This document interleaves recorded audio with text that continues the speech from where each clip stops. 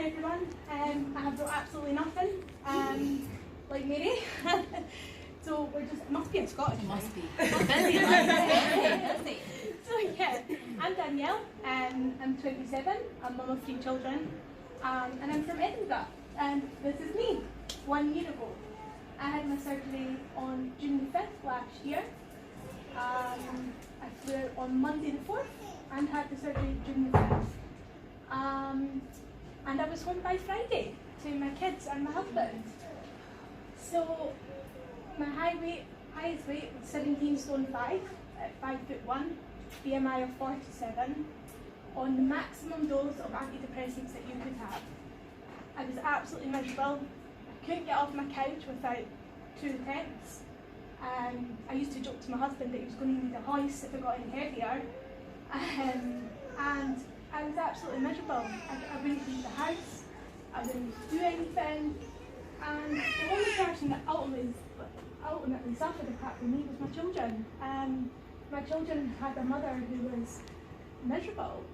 So after looking around on Facebook, I spoke to Mary, Sammy. I talk too much.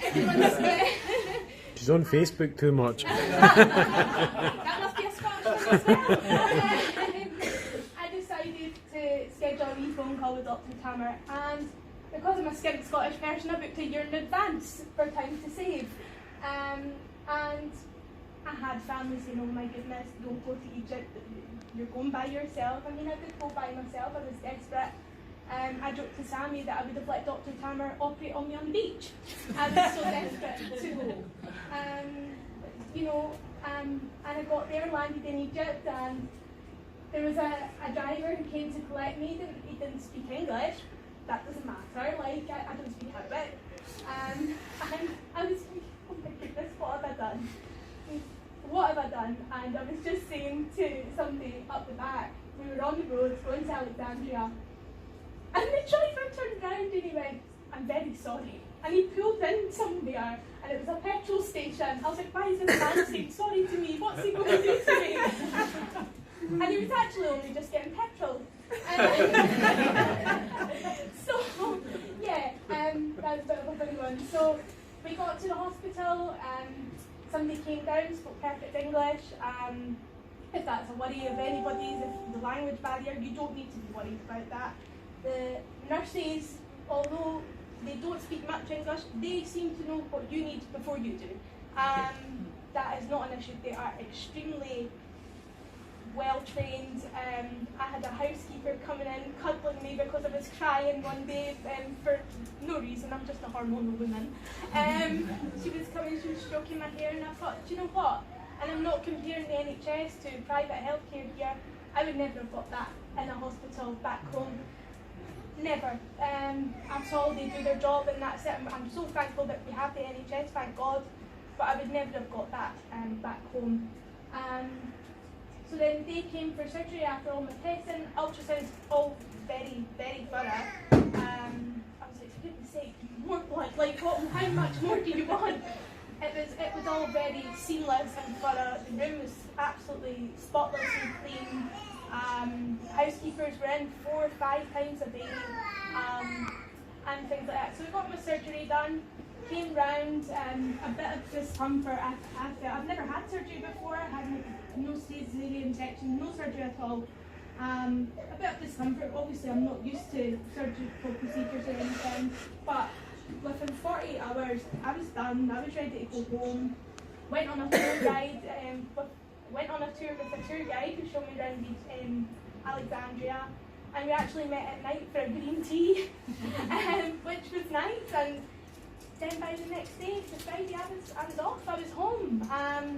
Back to my husband. My husband's self-employed, and I have 3 small children, and I stayed at home at the time. And he was back to work by the Monday, and I was left at home with 3 children under 5. So that is how quick you do recover. This is no joke. Like, I was quite shocked. I was like, he's going to need to stay at home for a few weeks, but no, nothing. Yeah, back home, and I felt fine when I got home. People say, oh, how do you adjust not eating? Food was before surgery, food was everything for me. I turned to food when I was sad, when I was miserable, when I was happy, to celebrate. I turned to it for everything. I would start my diet every Monday, and by the Monday at 5 PM, I was phoning Domino's to celebrate that success for 6 hours before.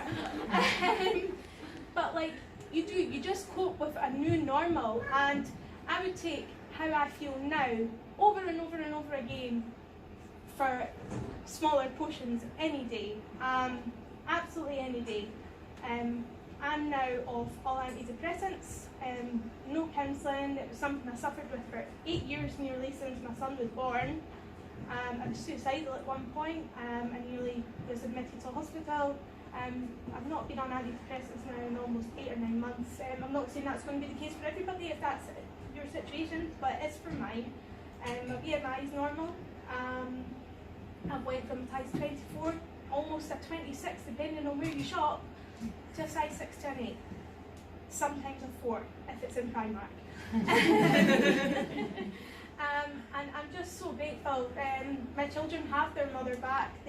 I can get up off a couch, I can run about with them and not feel like I'm going to go into heart failure or cardiac arrest.